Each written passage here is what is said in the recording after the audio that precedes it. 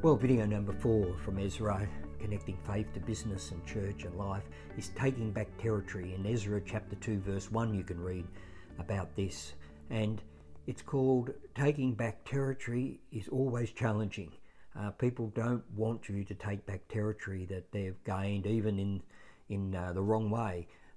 And if you've lost market share, if you've lost people in your church, and you want to reposition to be more effective, it's going to require doing things, and it's going to be challenging.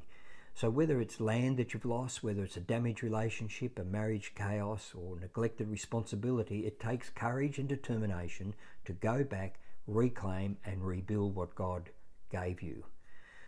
There was a list of Jewish exiles who returned from captivity. They were allowed to by the king.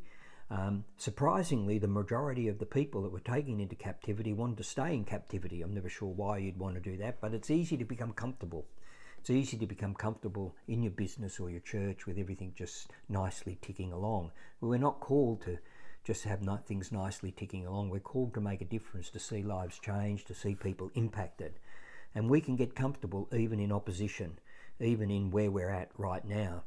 And, businesses and the way people do business, the way people buy, the way people want to come to church or listen to messages or worship or whatever is changing. We can be satisfied where we are, but we may be missing out actually reaching and impacting them. And we have to be prepared to change. Well, we'll get overrun if we get comfortable, because we just settle back and allow things to happen around us. There used to be a saying, and it probably is still around, that says, if it ain't broke, don't break it. But there is another thought that says, if it ain't broke, break it.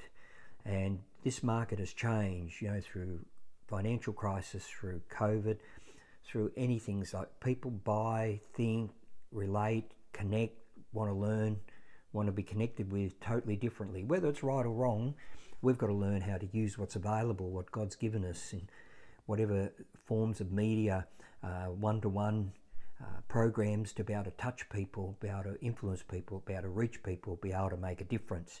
So we need to go back and say what is not working, and we might be uncomfortable with doing that, but we need to do it so we can be more effective, productive.